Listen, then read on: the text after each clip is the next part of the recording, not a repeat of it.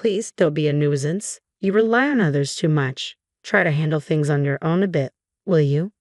Say spoke these thoughtless words to Bianca, who is physically challenged, unaware of the struggles she faces. I'll never forgive you if you dare speak ill of Bianca again. Be prepared. I'm Miller, 27 years old, living with my parents. I work and could live alone considering my age. Few people my age still live at home, but I stay for a reason. My sister, Bianca.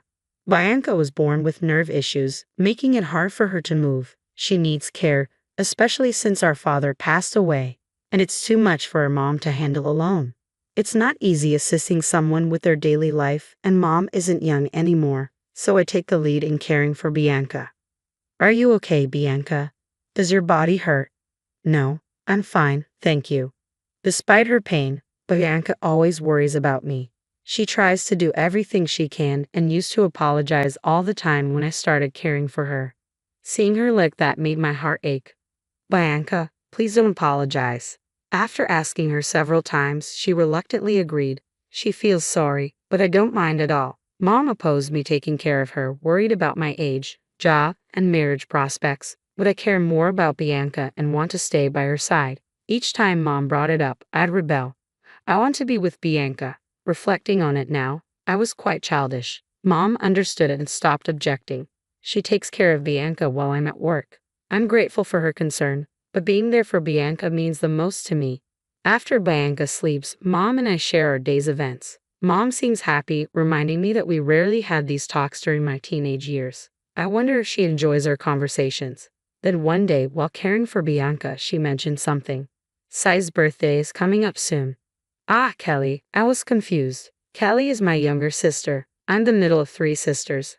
After graduating high school, Sai left home and never returned. She doesn't answer calls or emails, and it's unclear if she even reads them. Sai always disliked Bianca for her disability. Bianca, you're gross. Stay away from me, she would say, causing trouble for Mom and Bianca. As a child, she found Bianca's differences suspicious. When Mom scolded her, "Hey, you can't say that," Kelly would behave for a while but soon start harassing Bianca again, hiding her pencil case, using foul language. Mom and I were exasperated with Sai. As she grew into a teenager, her attitude towards Bianca worsened. She started staying out late, and it wasn't unusual for her not to come home. No matter how much we cautioned her, she'd yell, "Shut up, don't interfere," and storm out. Eventually, Mom gave up. Just let her be. On the day Sai left home after high school, she said to Bianca, "Please don't trouble me. I mean, you're too dependent on others. Try to do something on your own for a change." Oblivious to Bianca's situation, Sai added these words. Despite her limitations, Bianca tried to be independent. She browsed job listings with her immobile body, determined to work. Ultimately, she couldn't find employment and remained home, but she never stopped trying to increase what she could do by herself. I couldn't forgive Sai for her heartless remarks. As I was about to lash out, Bianca stopped me. "Maybe that's how Kelly sees it. Sorry for being such a burden," she said, looking at Kelly with a mix of irritation and resignation. Kelly left home, and we lost touch. I heard from relatives that she got married right after high school, likely spending time at her boyfriend's place even before that. Initially, I tried reaching out, but she never responded, so I tried to live without thinking about Kelly. Bianca, are you going to contact Kelly again this year? Yeah, I think I'll try. Despite the hurtful words, Bianca still sent birthday messages to Sai, knowing she wouldn't reply. She said she wanted to at least wish Sai a happy birthday since she couldn't do much for her. I told her she was kind, but she always denied it. "Just normal," she'd say, shyly smiling. Months later, Mom and I stood beside Bianca, who lay peacefully in her hospital bed. Her condition had worsened after Kelly's birthday, and she passed away. It was heartbreaking to see Bianca, who could no longer speak, and I cried daily. There was no reply from Kelly, even when I informed her of Bianca's death. There was no response. Thus I resented Bianca. She was still family. I hoped for even a single word, but it seemed I expected too much. I sent the funeral details, but Kelly didn't reply or attend. Mom, either resigned or forgetful, never mentioned Kelly again. After the funeral, Mom and I cleared out Bianca's room. In the closet, I found an album I never knew Bianca had. It contained photos of Bianca, Mom, and me on outings, along with pictures from my childhood. When I asked Mom if she knew about these photos, she revealed that Bianca had secretly collected photos of me, finding strength in my smile. Hearing this, I burst into tears, sobbing like a child while Mom comforted me. Then I felt something warm on my head. Looking up, I saw Mom crying too, holding my hand. Bianca was that loved. A year has passed since Bianca's departure. Since then, my heart has felt empty, filled with a sense of loss. My days are spent in a job. I don't enjoy my days anymore. While Mom and I remain close, it's not enough to fill the void Bianca left. I often wonder what will become of me. One day, I got a call on my mobile phone from an unknown number. Who could it be? After a few rings, I answered, and the person on the other end was unexpected. Hello, this is Sterling, Kelly's husband. Excuse me, you're Kelly's husband? I asked, taken aback. That was Kelly's husband, Sterling, my brother-in-law. The mystery deepened. What could Sterling possibly want with me? Yes, he replied, his tone sounding somewhat angry. Do you need something? I asked, waiting for his next words. Please pick up your sister with disabilities. We've been looking after her for 6 months now, Sterling said, even more surprising me. An impossible situation had arisen. Bianca was with Sterling. I was so taken aback I fell silent. Thinking I was upset, Sterling pressed on. Why are you silent? Don't you care about your sister? What kind of human are you? His words bewildered me, but I finally spoke up. Bianca passed away a year ago. Sterling, perhaps in his excitement, wasn't listening.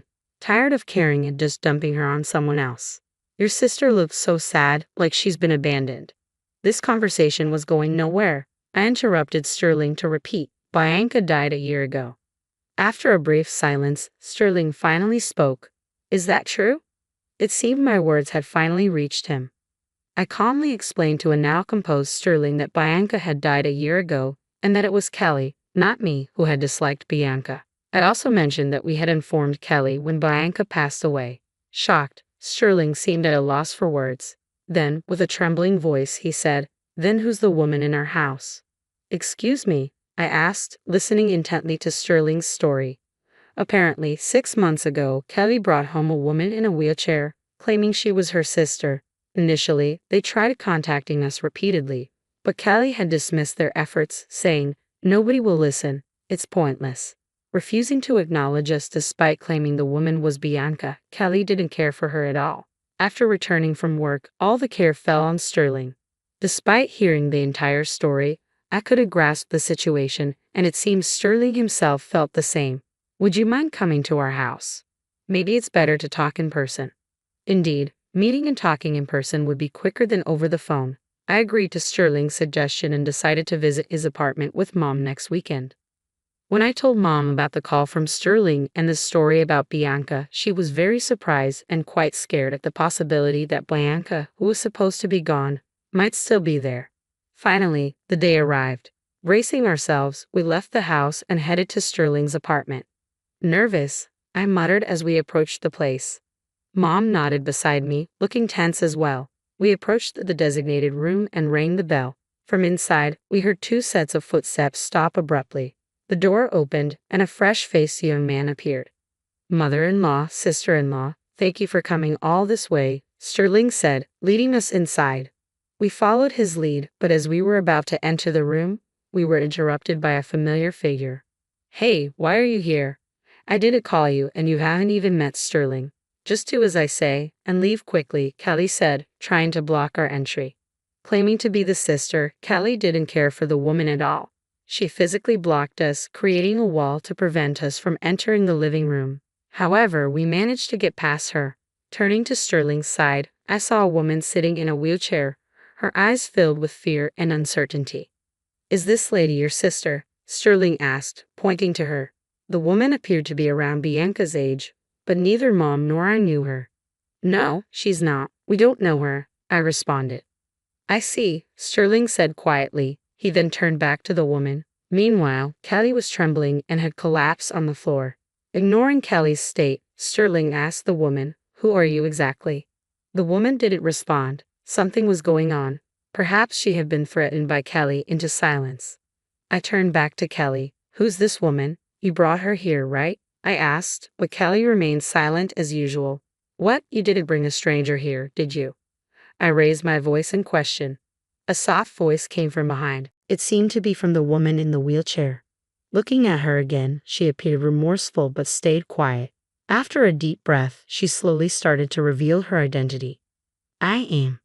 Don't say anything. Don't talk, Kelly desperately shouted, trying to prevent her from speaking. Hearing this, Mom was very angry. You stay quiet, she raised her voice. Surprised by her tone, Callie gave up on speaking. We turned back to the woman, encouraging her to continue. Slowly, despite being scared, she began to reveal the full story. My name is Christina Redmanuel. Redmanuel? Sterling exclaimed loudly upon hearing her name. It was unfamiliar to us. Sterling, do you know her? I asked. Do I know her? Could you be the daughter of Mr. Redmanuel? Christina nodded. Hearing more from Sterling, it turned out that Christina was the daughter of Sterling's boss. Hearing this, both Mom and I were perplexed. Sterling, trying his best to explain, also seemed unsure of what was happening. What was Kelly trying to do, bringing a complete stranger and claiming her to be Bianca? Beyond questions, I felt fear. It seemed the only way to get answers was to confront Kelly directly. I stood up next to Kelly, who still sat on the floor with a disgruntled expression, and demanded an explanation. What's going on? You started all this, right? Involving so many people is unthinkable. Explain everything. However, Kelly just stood there, staring off into space, refusing to speak. Even when cornered like this, she seemed unwilling to reveal the truth. I knew Kelly had issues, but I didn't expect her to be this stubborn. What should we do now? As I pondered, Christina spoke up. Kelly is dating my brother, she said, looking right at us with an unexpected boldness. Noticing Christina's assertiveness, Kelly glared at her and then tried to pounce on her. We managed to stop her and turned our attention back to Christina. Stammering at times but earnest, Christina shared her story. Kelly tried to interrupt, but Mom's stern look silenced her. Christina revealed that she had been living with a disability in her lower body since a childhood accident. Since then, her family had been overly cautious around her, making her feel uncomfortable. One day, after more than 10 years of this, Kelly suddenly showed up. I'll take you in, she had said. Confused, Christina eventually felt less afraid, knowing Kelly was her brother's partner. Perhaps Kelly took Christina in to impress her boyfriend. Once at Kelly's home, Kelly did nothing for Christina, leaving everything to Sterling. When alone with Kelly, the kindness shown at the time of taking her in vanished. You're in the way, Kelly would often say, negating Christina's existence. The way she treated Christina was similar to how she had treated Bianca. A nuisance. Go away? Don't be a dependent. Hearing this, I was shaking with anger. Such a person being my sister was too shameful. What do you mean, Kelly? I asked. Kelly retorted loudly, it's all Sterling's fault. He's always busy with work and doesn't pay attention to me. That's for the family's sake. How dare you talk so arrogantly when you don't even work? Sterling was clearly angry, hearing such childish excuses. If you're not working, it would be nice to have Sterling go to work for you, I said, watching Kelly continue with her excuses. I was overwhelmed with anger like never before. Just as I was about to unleash my fury on Kelly, Sterling spoke up. Do you realize how many people you are hurting, Kelly? Your sister, your mother, Christina, and your late sister. As a human being, you were out of line. Kelly stopped making excuses and was visibly shocked. Usually faced with a calm Sterling, she tried to retort but ultimately couldn't find the words against Sterling's anger. Sterling continued to explain how serious the situation was. But I mean, Kelly tried to make more excuses, but tears prevented her from speaking clearly. Seeing Kelly acting like a victim infuriated me, and I spoke up again. Do you know how much Bianca worried about you, Kelly? Kelly turned towards me, tears in her eyes. I don't know any sister. I don't have a sister. Her words left me in shock. I never expected her to say something like that. I was at a loss for words, but before I knew it, I blurted out, do you know, Kelly, that Bianca sent you an email every year on your birthday? Despite the terrible things you said to her, she always thought of you. Kelly hung her head down again. She must have known about the birthday emails but chose to ignore them. Despicable, I said. Kelly didn't expect such words from me. She remained silent, tears quietly streaming down her face. Afterward, Sterling and Kelly got divorced. Sterling seemed very angry with his brother for neglecting Christina and discussed with his boss the affair and the treatment of Christina. Soon, rumors about the brother, some perhaps unfounded, began to spread in the company. He tried to endure it first but eventually resigned. Kelly, after the divorce, moved in with Christina's brother, but with him leaving his job, they had no source of income. They moved from their previous residence to a cheaper apartment and somehow managed to get by. After the divorce, Kelly came to me begging, "Let me live at our parents' house." Of course, I refused. Mom managed to send Kelly back this time. Unlike before, Kelly sent many messages, but I ignored all of them. Eventually, the messages stopped.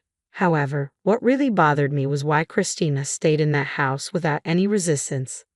Christina and I became friends after that incident.